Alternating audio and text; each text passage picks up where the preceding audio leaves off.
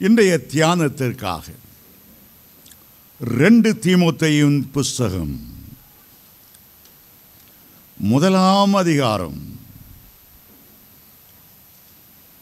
14ஆம் 12ஆம் வசனங்களை வாசிக்கிறேன். 2 தீமோத்தேயு 1ஆம் அதிகாரம் 14ஆம் வசனம். உன்னிடத்திலே ஒப்புவிக்கப்பட்ட அந்த நற்பொருளை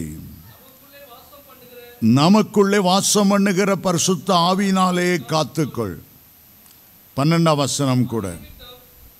அது நிமித்தம் நான் இந்த பாடுகளை அனுபவிக்கிறேன்.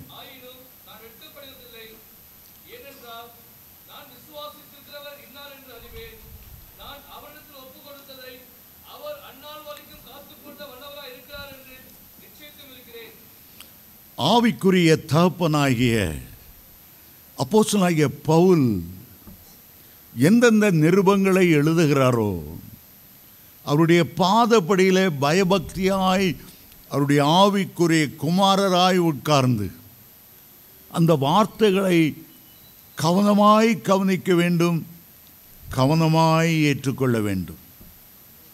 அவர் எழுதின பொதுவான நிருபங்கள் உண்டு, சபைகளுக்கு எழுதின நிருபங்கள் உண்டு, தனிப்பட்ட முறையிலே ஆலோசனை சொல்லி அவர் எழுதின நிருபங்கள் உண்டு. தீமோத்தேயு ஒரு ஆவிக்குரிய குமாரன் என்று பெயர் பெற்றார்.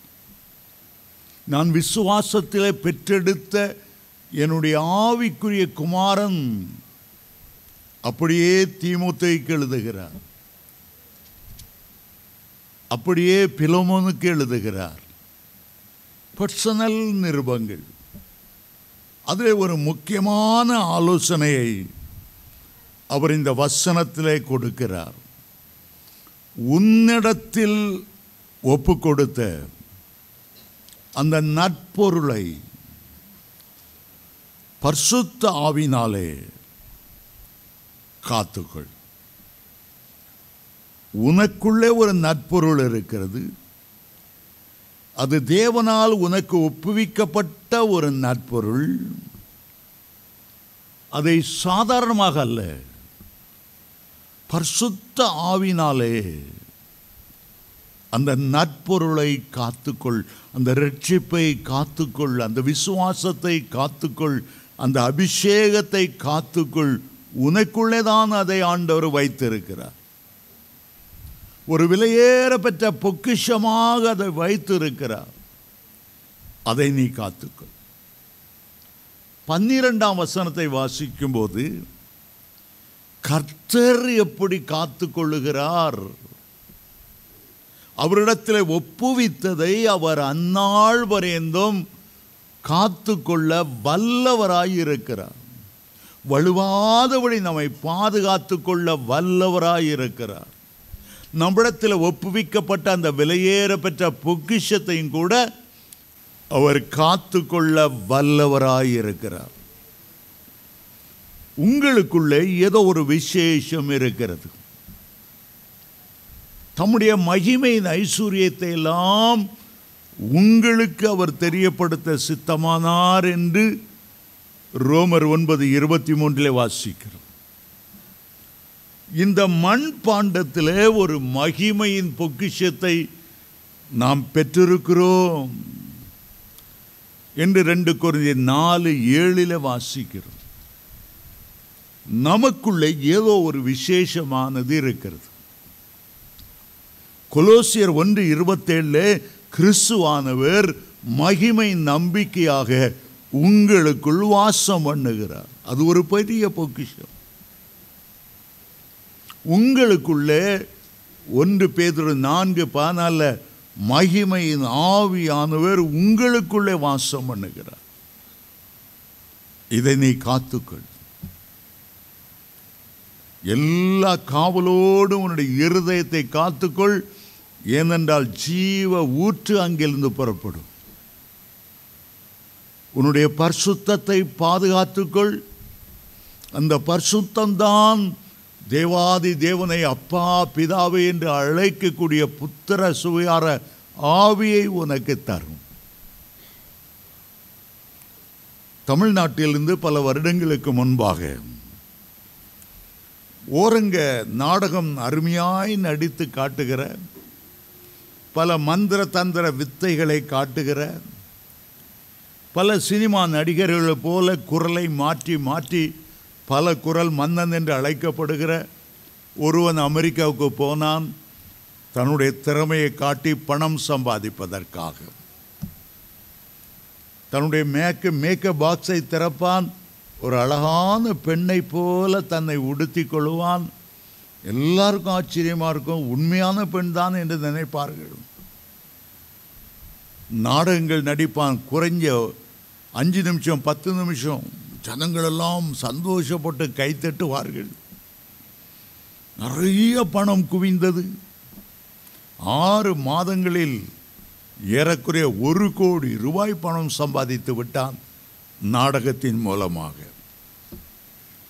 இந்தியாவுக்கு அவ்வளவு பணத்தை எப்படி எடுத்துக்கொண்டு வருவது? ஆகவே ஒருவன் வழி செய்தான். அவ்வளவு பணத்தை கொடுத்து ஒரு பெரிய வைரம் அதை வாங்கினான். வெயிட் இல்லாமல் இந்தியா கொண்டு போயிட்டா. அமெரிக்காவில் அதை வாங்கின விலையை பார்க்கலாம் இன்னும் அதிகமாய் அதை விற்பதற்காக. அந்த காலத்தில் விமானம் இல்லை. ஏறக்குறைய 2 மாதங்கள் கப்பலில் ஏறி இந்தியா வந்து சேரணும். கப்பலில் ஒருவோடு கூட ஏறக்குறைய 250 பேர் பயணம் செய்தார்கள். இவனுக்கு ஒரு எண்ணம் வந்தது, கப்பலையும் நம்முடைய நடிப்பு திறமையை வெளிப்படுத்தி நடித்தால் ஓரளவு இங்கே கொஞ்சம் கலெக்ஷன் ஆகுமே. ஆகவே வந்து ஆசைப்பட்டு கப்பல் உள்ள மக்களை எல்லாம் பார்த்து சொல்லுவான், மெட்ராஸ் போய் சேர 2 மாதங்கள் ஆகும். நான் சில என்டர்டெயின்மெண்ட் உங்களுக்கு நான் செய்து காண்பிக்கிறேன், நாடகங்களை நடித்து காண்பிக்கிறேன். நன்கொடை கொடுக்க விரும்பினால் கடைசி நாள் எல்லாரும் நன்கொடை கொடுக்கலாம் பாருங்கள் என்று சொல்லி முதல்ல அந்த வைரத்தை எடுத்தான். என்னுடைய விலை பல கோடி ரூபாய். ஆனால் நான் அமெரிக்காவில் 1 கோடி கொடுத்து இதை வாங்கினேன். இதை வைத்து நான் உங்களுக்கு ஒரு வித்தை காட்டுகிறேன். இப்போது பாருங்கள், இது எவ்வளவு அழகாக மின்னுகிறது, ஒளி வீசுகிறது. வானவெளியில் உள்ள எல்லா கலர்களும் அதில் வெளிவரும் பாருங்கள் என்று சுண்டி விட்டான். எல்லாரும் அதை பார்த்தார்கள். எத்தனை ஆயிரமான கலர்களை எப்படி இந்த வைரத்துக்குள் இறைவன் பூத்தி விட்டான் ஆச்சரியமாய் பார்த்து கொண்டிருந்தார்கள். அப்படியே கையில் பிடித்தான். எல்லாருக்கும் அதை தொட்டு பார்க்கணுன்னு ஆசை. பிறகு சொன்னான், இந்த கையில் போட்டு இப்படி எடுப்பேன் அப்படி எடுப்பேன், நிறைய வித்தை காட்டினா. இப்போ ரொம்ப உயரத்தில் நான் போடுகிறேன், சூரியனுடைய வெளிச்சம் அதில் படும்போது இன்னும் அழகாக மின்னும், இது கண்கொள்ளா காட்சியாக இருக்கும். ஆகவே மிக உயரமாய் சுண்டி விட்டான். கிட்டே வரும்போது இவன் பிடிக்கும்போது திடீரென்று கப்பல் ஒரு அலையில் மேலும் அங்கும் இங்கும் அசைந்தது. இவனால் பிடிக்க முடியவில்லை, கடலுக்குள் விழுந்து விட்டது.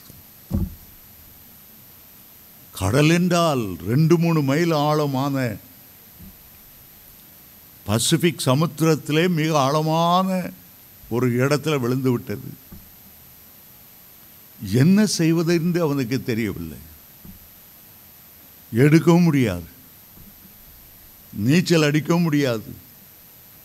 அதுவரை கப்பல் காத்திருக்க போவதும் இல்லை. பைத்தியம் பிடிக்கிற மாதிரி ஆகிவிட்டது. முகம் அப்படியே வாடினது, வதங்கினது. இருதயம் உடைந்தவனாய் துக்கத்தோடு சுருண்டு படுத்துக்கொண்டார். ஆண்டவர் சொல்லுகிறார், எல்லா காவலோடும் ஆத்துமா ரொம்ப முக்கியப்பா. மற்ற எல்லாம் அழிந்து போனாலும் உன் ஆத்துமா அழியாதது. உன் ஆத்துமாவை நீ அக்கரையிலே சேர்க்கணும். இந்த பூமியிலே வாழ்வதற்கு உனக்கு ஒரு நல்ல வாய்ப்பை அளித்து இந்த பூமியில் உனக்கு ரட்சிப்பை தந்த தேவாதி தேவனுடைய கையில் உன்னுடைய ஆத்மாவை கரைப்படாமல் கொண்டு போய் நீ கொடுக்கணும். ஆகவே தேவனால் உனக்கு ஒப்புவிக்கப்பட்ட அந்த நற்பொருளை காத்துக்கொள். ஒரு மனுஷன் உலகம் முழுவதையும் ஆதாயப்படுத்தி கொண்டாலும் கோடி கோடியாய் சம்பாதித்தாலும் அந்த நற்பொருளாகிய ஆத்துமாவை காத்து கொள்ளாவிட்டால் அவனுக்கு பிரயோஜனம் என்ன? கர்த்தர் ஏதோ ஒன்றை விலையேறப்பட்டதை உனக்குள்ளே வைத்திருக்கிறார். அது ஈடு இணையற்றது. அது பரலோகத்தை சுதந்தரிக்கக்கூடியது. அந்த ஒளிமயமான தேசத்தில் உன்னை கொண்டு சேர்க்கக்கூடியது. எல்லா காவலோடும் உன் ஆத்துமாவை காத்துக்கொள். ஆண்டவர் உன்னை காக்க ஆவலாயிருக்கிறார். இஸ்ரவேலை காக்கிறவர் உறங்குறதும் இல்லை, தூங்குறதும் இல்லை. அப்போஸ்தலனாகிய பவுல் சொல்லுகிறார், நான் விசுவாசித்திருக்கிறவர் இன்னார் என்று நான் அறிவேன். அவரிடத்தில் ஒப்பு கொடுத்ததை அந்நாள் பரியந்தம் காத்து கொள்ள அவர் வல்லவராயிருக்கிறார். அதே நேரம் நீனும் காத்து கொள்ள வேண்டும். நீ வழுகும் போதெல்லாம் உன்னை பாதுகாக்க வேண்டும் என்று உன் கால் சறுக்கும் போது தேவனுடைய கிருபை தாங்குகிறது. தேவ தூதர்கள் தன்னுடைய கைகளை ஏந்தி கொண்டு போவார்கள். அவர்கள் லேசாய் உன்னை விடமாட்டார்.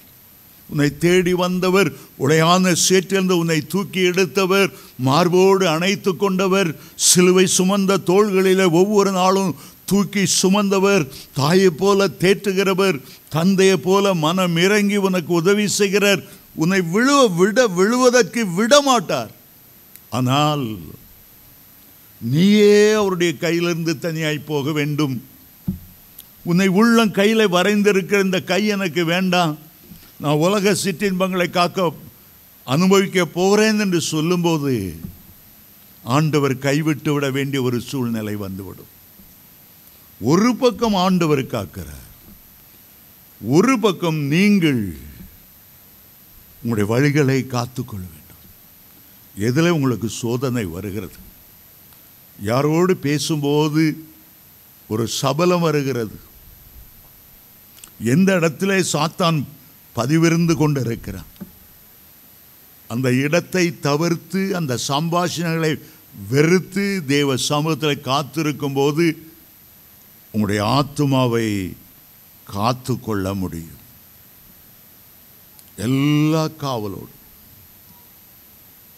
ஆகவேதான் அப்போஸ்தலனாகிய பவுல் சொல்லுகிறார், உன்னிடத்தில் ஒப்பு கொடுத்திருக்கிற அந்த நற்பொருளை நீ காத்துக்கொள். 1 தெசலோனிக்கேயர் 5:23 சொல்லுகிறது, சமாதானத்தின் தேவன் தாமே உங்களை முற்றிலும் முற்றிலும் பரிசுத்தமாக்குவாராக.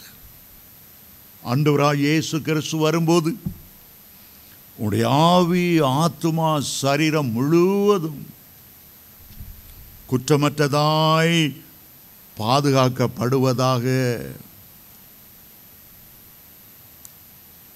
ஒரு முறை ஒரு வண்ணத்தி பூச்சி வாழ்க்கையை பார்த்து கொண்டிருந்தேன். ஒரு தாய் வண்ணத்தி பூச்சி பறந்து வந்தது. ஒரு எருக்கன் இலை செடியோட இலையில் முட்டையிட்டது, பறந்து போய்விட்டது. ஒரு சில நாட்களில் அதுலேருந்து சின்ன புழு வந்தது. அந்த புழு இலையே சாப்பிட்டு கொண்டு வந்தது. அந்த முட்டையில் இருந்து வந்த ஒரு புழு இலையின் மேல் பக்கம் இருந்தது. அடுத்தது தாழ்மையோடு தன்னை மறைத்து கொண்டு அந்த இலையினுடைய கீழ்ப்பகுதியிலே வளர்ந்து வந்தது. 10 நாட்கள் நல்ல பருவம் வந்தவுடனே மேலே இருந்த புழு அப்படியே சுருங்கி கூட்டுப்புழுவாய் மாறுகிற ஒரு நேரம், கீழே உள்ள புழுவும் முதிர்ந்தது. இனி அடுத்தது கூட்டுப்புழுவாய் தொங்க வேண்டிய ஒரு நேரம். அந்த நேரம் எங்கிருந்தோ ஒரு குளவி பறந்து வந்தது. அவருடைய பார்வையெல்லாம் மேட்டிமையாய் பெருமையாய் இலைக்கு மேலே ஊர்ந்து கொண்டிருந்த புழுவை கண்டது. நறுக்கென்று ஒரு கொட்டு கொட்டி தன்னுடைய முட்டையை அதற்குள்ளே வைத்து பறந்து போய்விட்டது. என்றாலும் அது ஒரு கூட்டுப்புழுவாய் மாறினது, கீழே உள்ள கூட்டுப்புழுவாய் மாறினது. ஒரு நாள் வந்தது, கீழே உள்ள கூட்டுப்புழு அழகு வண்ணத்தி பூச்சியாய் பறந்து போனது. மேலே இருந்த புழு அதுக்குள்ளே வைக்கப்பட்ட குளவி முட்டைகள் அதை சாப்பிட்டு சாப்பிட்டு அதற்குள்ளிருந்து பட்டர்ஃப்ளை வரவில்லை, 3 பயங்கரமான குளவி குஞ்சுகள் வெளியே வந்தன. இன்றைக்கு கல்லறைகள் ஆயிரக்கணக்காய் மூடி கிடக்கிறது. ஒரு நாள் எக்கால சத்தம் தொனிக்கும் போது எல்லா காவலோடு தங்களுடைய இருதயத்தை காத்து கொண்டவர்கள் இமை பொழுதிலே மறுரூபமாவார்கள், மகிமை மேல் மகிமை அடைவார்கள். உன்னதங்களிலே இயேசு கிறிஸ்துவை சந்திக்க அவருடைய சாயலாய் மாற்றப்பட்டு எடுத்துக்கொள்ளப்படுவார்கள். ஆனால் அநேகருடைய கையிலிருந்து பேய் குஞ்சுகளை போல அருவருப்பான சாத்தான் குஞ்சுகள் தான் அவர்களை பாதாளத்துக்கு இழுத்து செல்லுமே தவிர அவர்கள் பரலோகத்துக்கு போக முடியாது. எப்பொழுது இந்த குளவிகள் வந்து கொட்டினது புழுவுக்கே தெரியாது. நீ டிவி பார்த்து கொண்டு இருக்கும்போது, ஆபாச நிகழ்ச்சியை பார்த்து கொண்டு இருக்கும்போது, கம்ப்யூட்டரை திறந்து கொண்டு புரோனோகிராஃபி பார்த்து கொண்டு இருக்கும்போது உன்னுடைய ஆத்துமாவிலே சாத்தான் கொட்டி தன்னுடைய விதை உள்ளே வைத்து விடுகிறான். அது அவனுக்குள்ளே கிரியை செய்ய ஆரம்பிக்கிறது, அவனுடைய பரிசுத்தத்தை கெடுக்கிறது, அவனுடைய கண்களில் உள்ள பரிசுத்தத்தை கெடுக்கிறது. அவனுடைய வாழ்க்கை தோல்வியாய் முடிகிறது. அவன் பரலோகத்தில் இந்த மகிமையின் தேசத்துக்கு ஆத்துமா நேசரோடு சேர்ந்து மகிழ முடியாதபடி, தேவதூதர்களோடு கைகோர்த்து மகிழ்ந்து களி கூற முடியாதபடி, பழைய ஏற்பாட்டு புதிய ஏற்பாட்டு பரிசுத்தவான்களை பார்த்து மகிழ முடியாதபடி அவனுக்கு செய்து விடுகிறது. ஆகவேதான் அப்போஸ்தலன் பவுல் எழுதுகிறார், உங்களிடத்தில் ஒப்புவித்ததை அந்நாள் வரையும் பாதுகாத்துக் கொள்ளணும். உன்னிடத்தில் ஒப்பு கொடுத்த அந்த நற்பொருளை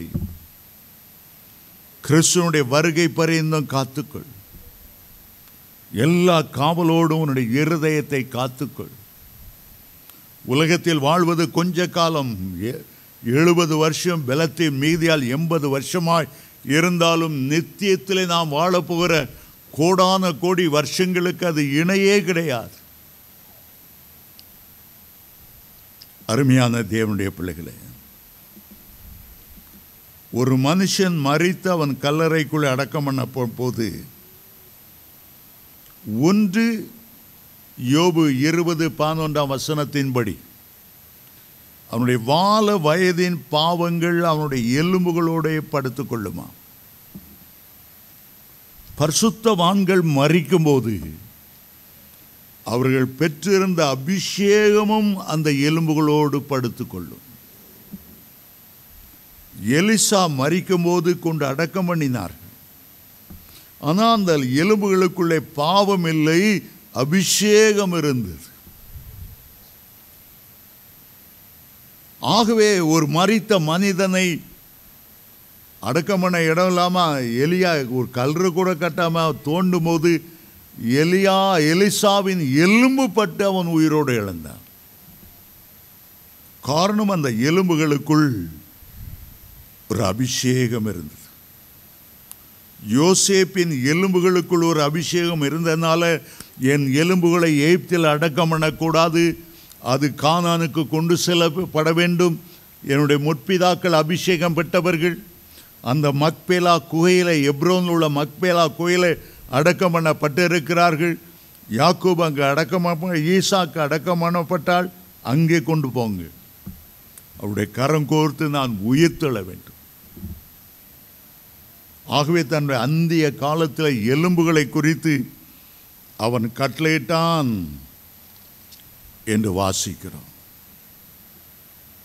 ஆதாம் ஏவாள் பாவம் செய்த போது ஒன்று அவருடைய இரத்தத்தோடு இரத்தமாய் கலந்தது அந்த பழத்தின் சாறு. பாவம் என்கிற சாறு தலைமுறை தலைமுறையாய் அவருடைய இரத்தத்தோடு கலந்தது. அந்த பழத்தில் உள்ள விதை, கீழ்ப்படியாமை என்கிற விதை மனு குலத்துக்குள்ளே ஊண்டப்பட்டு விட்டது. தாவீது ராஜா சொல்லுகிறார், என் தாய் என்னை பாவத்திலே கர்ப்பம் தரித்தாள். ஜென்ம பாவம். அன்றைக்கு ஆதாம் ஏவாள் எல்லா காவலோடும் ஏதேன் தோட்டத்தை காக்காமல் போனது நிமித்தம், சாத்தான் உள்ளே வந்ததை அவன் அறியாதது நிமித்தம், பாவம் அவனுடைய இரத்தத்தோடு இரத்தமாக, கீழ்ப்படியாமை அவனுக்குள்ளே தலைமுறை தலைமுறையாக விதைக்கப்பட்டது. இயேசு அந்த சாறை எடுத்து, பாவம் என்கிற சாறை எடுப்பதற்காக சிலுவையில் தன்னுடைய இரத்தத்தை சிந்தி கொடுத்தார். கீழ்ப்படியாமல் என்கிற விதையை எடுப்பதற்கு தன்னை தாழ்த்தி அடிமையின் ரூபம் எடுத்து வந்து மரண பரியந்தம் கீழ்ப்படிந்தவராகி தன்னை தானே தாழ்த்தினார். அருமையான தேவனுடைய பிள்ளைகளே, உடைய உள்ளத்திலிருந்து பாவம் என்கிற விஷயம் எடுக்கப்பட வேண்டும். கீழ்ப்படியாமை என்கிற முரட்டாட்டத்தையும் எடுத்துக்கொள்ள வேண்டும். யாக்கோபு தன் நிருபத்தில் எழுதுகிறார், இந்த பாவம் கர்ப்பம் தரித்து, இச்சையானது கர்ப்பம் தரித்து பாவத்தை பிறப்பிக்கும். ஒரு இச்சை கர்ப்பம் தரிக்கிறது. இச்சையோடு யாரையாவது பார்க்கும்போது உள்ளே இருக்கிற இச்சை கர்ப்பம் தரிக்கிறது. இச்சை பூரணமாகும் போது மரணத்தை பிறப்பிக்கிறது என்று யாக்கோபு 1:15 கூறுகிறார். ஆகவேதான் எல்லா காவலோடும் டாக்டர் கிளிஃபர்ட் குமார் அவர்கள் சொல்லுவார்கள், ஒவ்வொரு சினிமாவுடைய அருவருப்பான வால் போஸ்டருக்கு பின்னால 7 பேர் நிற்குமா. ஒருவர் சொன்னார், துணி கடையில், ஜவுளி கடையில் நிற்கிற பொம்மைகள் அது உடுத்தி இருக்கிற பார்த்து என்ன அறியாமல் எனக்கு இச்சை வருகிறது. அதுக்கு பின்னால் 2 பிசாசு நின்றுருக்கும். அதை பார்த்து நடக்கும்போது டர்ன்னு அது உள்ளே வந்துடும். சினிமா வால் போஸ்டர், வா ராஜா வா, அனுபவி ராஜா அனுபவி, சினிமா தேட்டர் கூட்டு போய் குட்டி சைத்தான்கள்லாம் பிடிச்சிக்கிடும், மோகினி பேய்கள்லாம் பிடிச்சிக்கிடும். ஆகவே தான் எல்லா காவலோடும் உன்னுடைய இருதயத்தை காத்துக்கொள். வெளிப்படுத்தின விசேஷத்தில் வாசிக்கிறோம், 18ஆம் அதிகாரம் 2ஆம் வசனத்தில், விழுந்தது மகா பாபிலோன், விழுந்தது உன் ஆத்துமா இச்சித்த பழ வர்க்கங்கள் உன்னை விட்டு நீங்கி போயிற்று. ஏவாள் ஒரு பழ வர்க்கத்தை பார்த்தாள், இச்சையோடு பார்த்தாள், ஏதேன் தோட்டத்திலிருந்து விலக்கப்பட்டாள். அவள் விலக செய்த பாபிலோனிய ஆவிகள், மகா வேசி என்று அழைக்கப்படுகிற அந்த ஆவிகள் விழுந்து போனும். அருமையான தேவனுடைய பிள்ளைகளே, இன்றைக்கு எல்லா காவலோடும் உங்களுடைய இருதயத்தை காத்துக்கொள்வது எப்படி என்று ஒரு 4 உதாரணங்களை, 4 குறிப்புகளை, 4 பாயிண்ட்டுகளை உங்களுக்கு சொல்ல விரும்புகிறேன். எப்படி உங்களை காத்துக்கொள்ள வேண்டும், எப்படி பரிசுத்தமாக ஜீவிக்க முடியும், எப்படி நீங்கள் கர்த்தருடைய வருகையில் காணப்பட உலகம் கொண்டு வருகிற சோதனைகள், உலகம் மாமிசம் பிசாசு சோதனைகளை கொண்டு வருகிறது. என்ன சோதனைகளை கொண்டு வருகிறது? கண்களின் இச்சை, மாம்சத்தின் இச்சை, ஜீவனத்தின் பெருமையே உங்களுக்கு கொண்டு வருகிறது. முதலாவது, அதை ஜெயிப்பதற்காக சங்கீதக்காரன் தன்னுடைய அனுபவத்திலிருந்து சங்கீதம் 119:11 வசனத்தில் எழுதுகிறார், என்னை நான் வசனத்தினால் நிரப்பிக் கொள்ளுகிறேன். நான் உமக்கு விரோதமாய் பாவம் செய்யாதபடி அப்பா உம்முடைய வசனத்தை என் இருதயத்திலே வைத்து வைத்தேன். உம்முடைய வசனத்தை. உலகத்தில் ஆயிரக்கணக்கான புத்தகங்கள் இருக்கலாம், ஆனால் இந்த வேத புத்தகத்தில் உள்ள உம்முடைய வசனங்கள் மட்டுமே ஆவியாயும் ஜீவனமாயும் இருக்கிறது. என்னை பாதுகாக்கும்படி அவைகளை எனக்குள்ளே வைத்து வைத்தேன். அப்போஸ்தலனாகிய பவுல் கொலோசியர் 3:16 எழுதுகிறார், உங்களுக்குள்ளே தேவனுடைய வசனம் சகல சம்பூர்ணத்தோடும் வாசம் பண்ண வேண்டும். தேவனுடைய வசனம், தேவனுடைய வார்த்தை, ஆண்டவர் தம்முடைய எல்லா பிரஸ்தாபங்களை பார்க்கிலும் அவருடைய வார்த்தையை மகிமைப்படுத்தி இருக்கிறாராம். வார்த்தை, கர்த்தருடைய வார்த்தை, கர்த்தருடைய வசனங்கள், கர்த்தருடைய வாக்கு தத்தங்கள் உங்களுடைய இருதயத்திலே பொக்கிஷமாய் வைத்து பாதுகாக்கப்பட வேண்டும். ஒன்றும் தோன்றுவதற்கு முன்னாக முதல்ல இருந்ததே கர்த்தருடைய வார்த்தை தான். ஆதியிலே வார்த்தை இருந்தது, அந்த வார்த்தை தேவனிடத்தில் இருந்தது, அந்த வார்த்தை தேவனாய் இருந்தது. அந்த வார்த்தை கிருபையினாலும் சத்தியத்தினாலும் நிறைந்தவராய் நமக்குள்ளே வாசம் பண்ணினார் என்று யோவான் 1:14 அந்த வார்த்தை நமக்குள்ளே வாசம் பண்ண வேண்டும். அப்பொழுதுதான் நம்முடைய ஆத்துமாவை பாதுகாக்க முடியும். வேதத்தை மனப்பாடம் செய்வது எவ்வளவு நல்லது.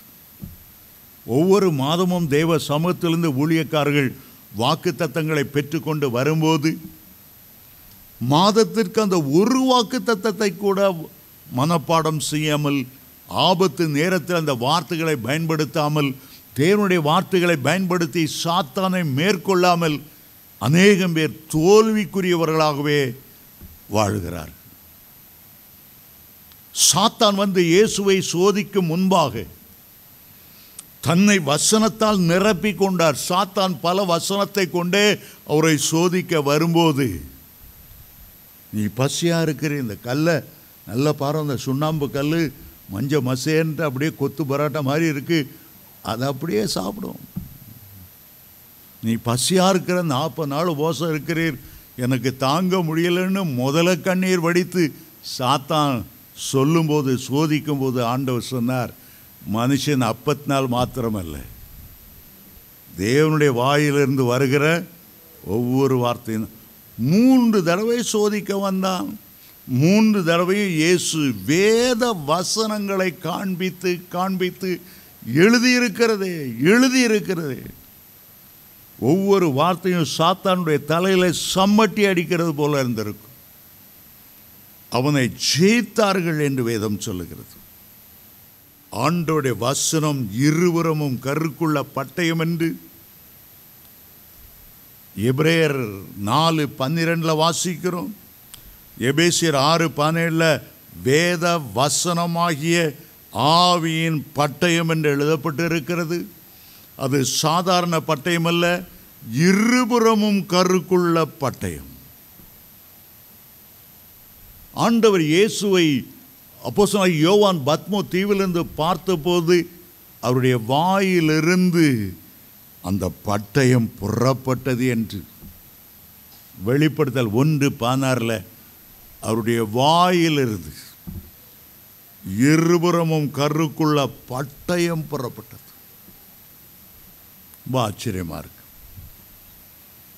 ஒரு கூட்டத்தில் பெரிய எழுப்புதல் கூட்டம், உபவாச கூட்டம். எழுப்புதல் கூட்டத்துக்கு நிறைய பேர் வந்தாங்க. உபவாச கூட்டத்தை பார்த்தா 4-5 வயசான பாட்டிமார் தான் உட்காந்துருந்தாங்க. பேச வந்தவர் ஒரு பெரிய பேச்சாளி, பெரிய பிரசங்கம் பண்ணுகிறவர். அவருக்கு இங்கே பல்லில்லாத பாட்டிமாரை பார்த்த உடனே, என்னடா வாலிபர்கள் பலவான்களாய் இருக்கிறபடியால் அவருக்கு எழுதுகிறேன், பொல்லாங்கானை ஜெயித்தபடியால் யோவான் எழுதுகிறார். அப்போ அங்கே பார்த்தா வாலிபரே காணும். இவர் வார்ஃபேர் சொல்லிக் கொடுக்கணும்னு போர் முறை தந்திரங்களை சொல்லிக் கொடுக்கும் பார்த்தா எல்லாம் வயசானவங்க. முன்னுக்கு ஒரு அம்மாவை ரொம்ப பரிதாபமாக உட்காண்டிருந்தாங்க. இவர் சொன்னார், நம்ம எல்லாரும் இப்போ ஜெபிக்க போகிறோம். அந்த முன்னால் உள்ள அம்மாவை பார்த்த போது கர்த்தர் அவருடைய கண்களை திறந்தார்.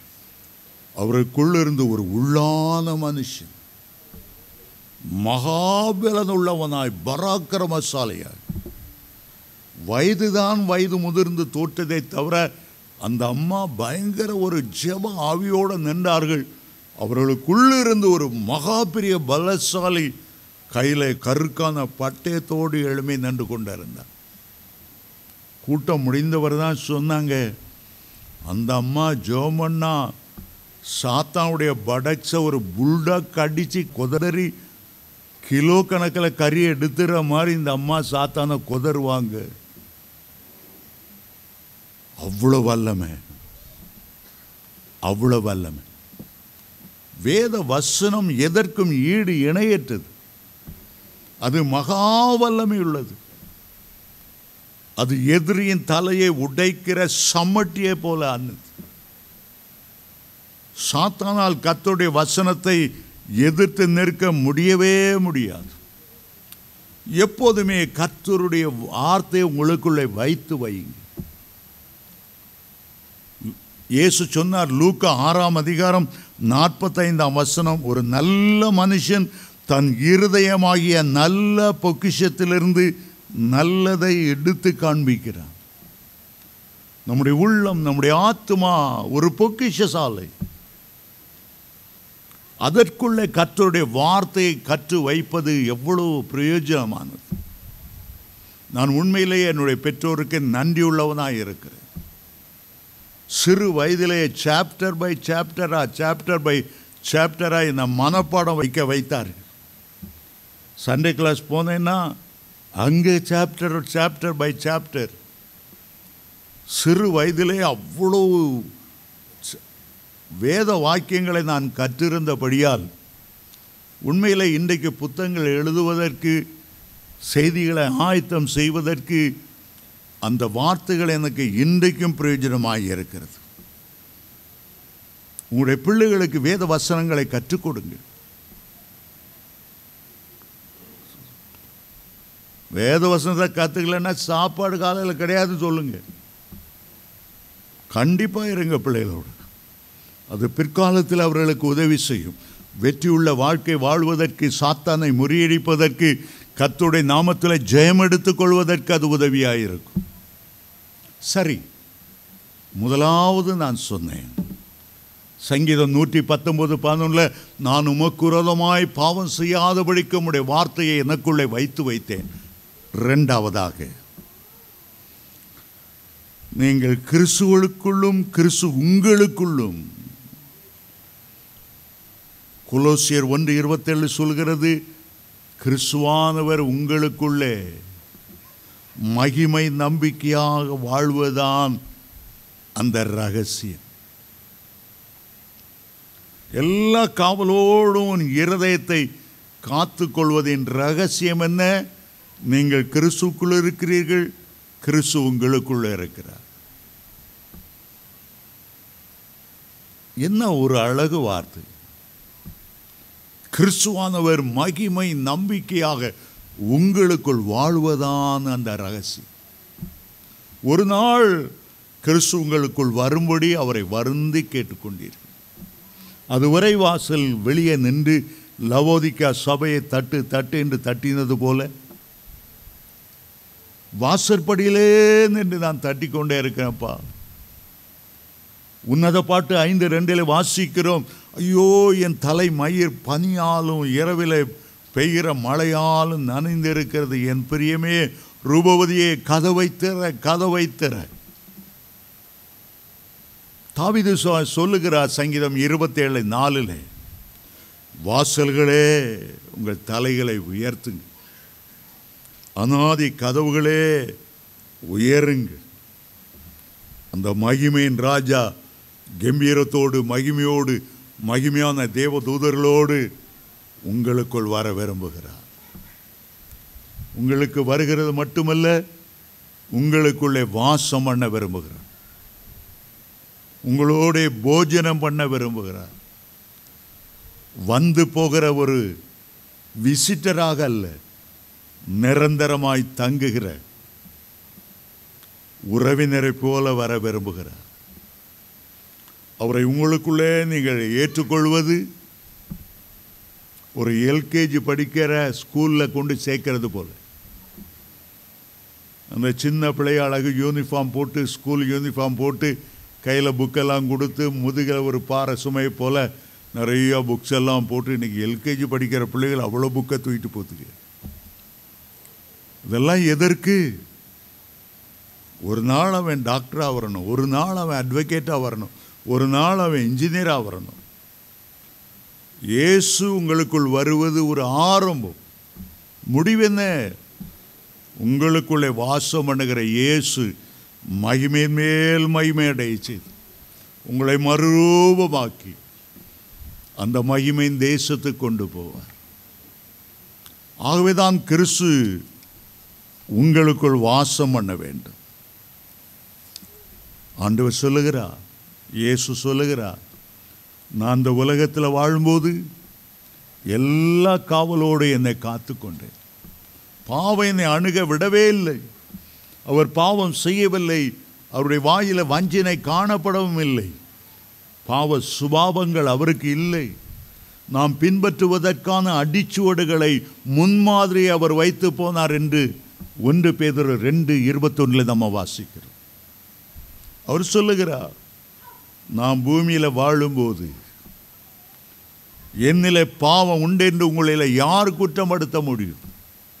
என்னை நான் காத்து கொண்டேன், நான் ஜெயங்கொண்டவனாய் விளங்கினேன். நமக்கு ஒரு வாக்கு சொல்லுகிறார், நான் ஜெயங்கொண்டு என்னுடைய பிதாவின் சிங்காசனத்தில் வீற்றிருக்கிறது போல ஜெயங்கொள்ளுகிறவன் எவனும் அவனும் என்னுடைய சிங்காசனத்தில் வீற்றிருக்கும்படி அருள் செய்வேன் என்று வெளிப்படுத்தல் 3:21 ஆண்டவர் சொல்லுகிறார்.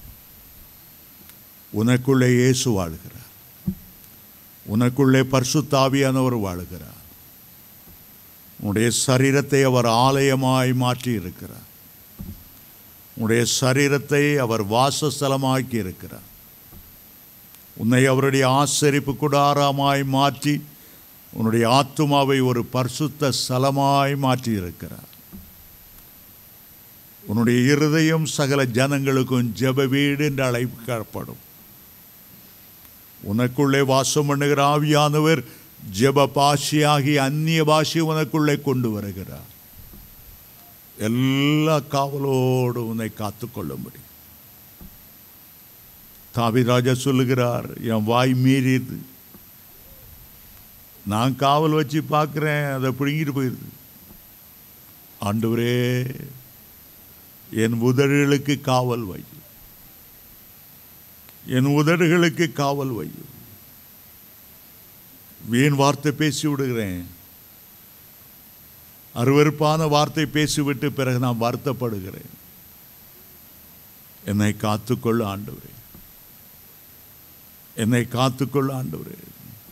என் தேவனே, என்னை ஆராய்ந்து பார்த்து என்னை அறிந்து கொள்ளும், வேதனை உண்டாக்கும் வழி என்னிடத்தில் உண்டோ என்று பார்த்து என்னை நித்திய வழியிலே நடத்தும்.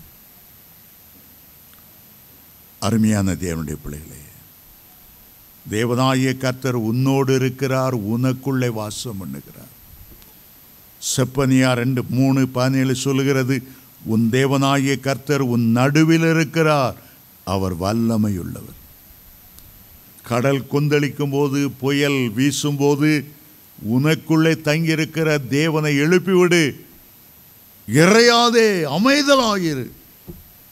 கடலையும் காற்றையும் அதட்டுகிறவர் உங்களுக்குள்ளே வாசம் பண்ணுகிறார். முதலாவதாக நான் சொன்னேன், வசனத்தை உங்கள் இருதயத்தில் வைத்து வைங்க. இரண்டாவது, நீங்கள் கிறிஸ்துவுக்குள்ளும் கிறிஸ்து உங்களுக்குள்ளும் இருக்கட்டும். மூன்றாவதாக, அபிஷேகத்தால் நிரம்பியிருங்க. மகிமையின் ஆவியானவர் உங்களுக்குள் வாசம் பண்ணுகிறார். மகிமை மகிமை மகிமை. எதற்காக தங்கியிருக்கிறார்? பரலோகத்தில் ஒரு சிங்காசனம் இருக்கிறது. அது மகிமையின் சிங்காசனம். அந்நாள் ஆண்டவரை துதித்து பாடும்போது சொல்லுகிறார், சிறியவனை எளியவனை குப்பையிலிருந்து உயர்த்தி ராஜாக்களோடு அமர பண்ணுகிறார், மகிமையுள்ள சிங்காசனத்தை சுதந்தரிக்க செய்கிறார் என்று 1 சாமுவேல் 2ஆம் அதிகாரம் 8ஆம் வசனத்திலே சொல்லுகிறார். ஆவியானவர் சும்மா வேடிக்கைக்காக நேரம் போகாமல் உங்களுக்குள்ள வந்து தங்கி இருக்கல. ஆவியானவர் பரலோக விருந்தாளி. ஆதியிலே இருள் இருந்தபோது, வெறுமை இருந்தபோது, ஒழுங்கின்மை இருந்தபோது, ஜலத்தின் மேல் அசைவாடி அசைவாடி எப்படி ஒரு தாய் பறவை குஞ்சின் மேல் அசைவாடுகிறதோ அதுபோல இந்த உலகத்தில் அசைவாடி ஒவ்வொன்றையாய் உருவாக்கி கொண்டே சிருஷ்டித்து கொண்டே இருந்தார். அவர்தான் உங்களுக்குள் வாசம் பண்ணுகிறவர். அந்த மகிமை ஆவியானவரை நாம் பெற்றிருக்கிறோம். மரியாளை குறித்து தேவதூதன் சொன்னார், உன்மேல் பரிசுத்த ஆவியானவர் வருவார், உன்னத பெலன் உன்மேல் நிழலிடும். என்ன ஒரு அழகு வார்த்தை! தேவனுடைய சமூகத்துக்கு வரும்போது, தேவனுடைய ஆலயத்தில் ஆராதிக்கும் போது பரிசுத்த ஆவி உன்மேல் வருவார், உன்னத பெலன் உன்மேல் நிழலிடும். லூக்கா 24:49 பிதா அந்த பரிசுத்த ஆவியானவர் வாக்கு பண்ணினார். உன்னதத்திலிருந்து வருகிற பெலனால் நீங்கள் தரிப்பிக்கப்படுவீர்கள் என்பதற்காக பிதா வாக்குத்தத்தம் பண்ணுகிறது சாதாரணமானதல்ல. முதல்ல ஒரு மேசியாவை ஆண்டவர் ஏதேன் தோட்டத்திலே ஆதியாகமம் 3:15 சர்ப்பத்தின் தலையை நசுக்கிறவரை வாக்கு பண்ணினார்.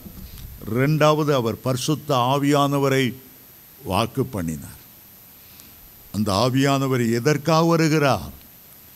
உனக்குள்ளே ஒப்புவிக்கப்பட்ட அந்த நற்பொருளை தன்னுடைய சிறகளாலே மூடி பாதுகாப்பதற்காக.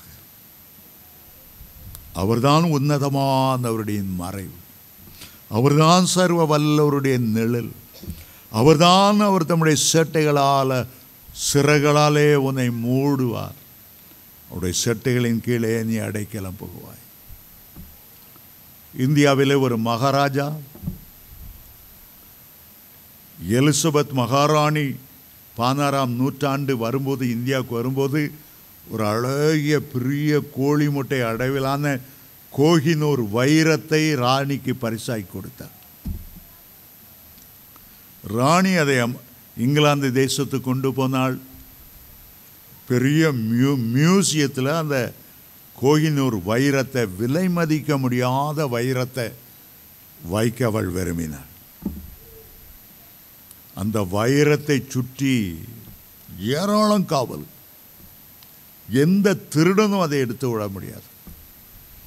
இப்போல்லாம் எலக்ட்ரானிக் கண்கள் என்று அழைக்கப்படுகிற எலக்ட்ரானிக் ரேஸ் கொஞ்சம் ஒரு அசைவு வந்தாலும் உடனே சைரன் அடிக்க ஆரம்பிச்சு.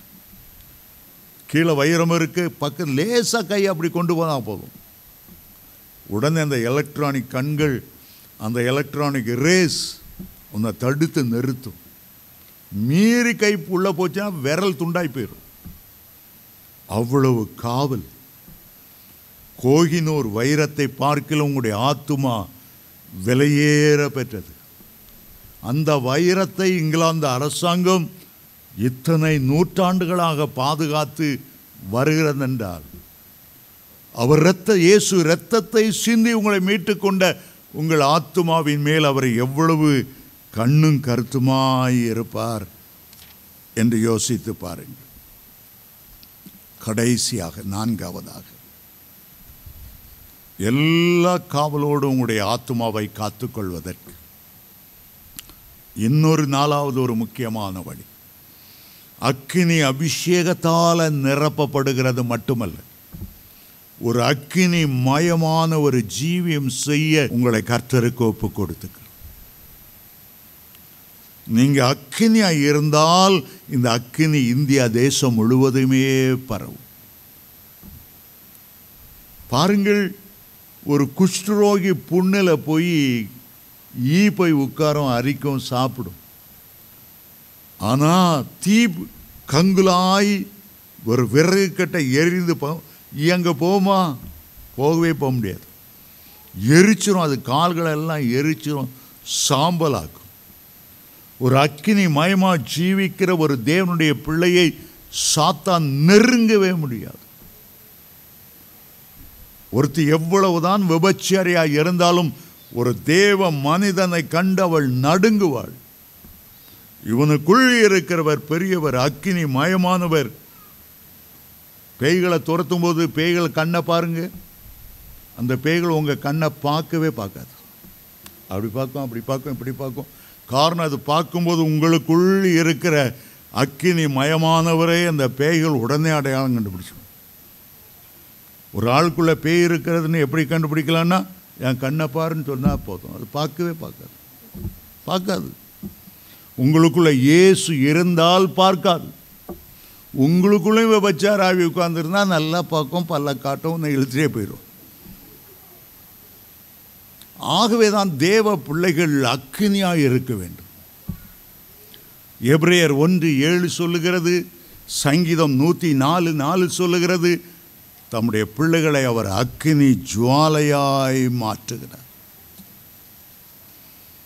உன்னுடைய உள்ளமாகிய பலிபீடத்தில் எப்போதும் அக்கினி எரிந்து கொண்டிருக்க வேண்டும். எலியா ஜெபித்த போது ஒரு அக்கினி விழுந்த ஒரு அக்கினி, மேல் வீட்டறையிலே விழுந்த ஒரு அக்கினி சீஷர்களுக்குள்ளே தொடர்ந்து பற்றி எரிந்து கொண்டே இருந்தது. ஏதோ ஞாயிற்றுக்கிழமை வரோம், ஏதோ ஆலயத்துக்கு வருகிறோம், ஏதோ ஒரு அக்கினி என் மேலே விழுகிறது.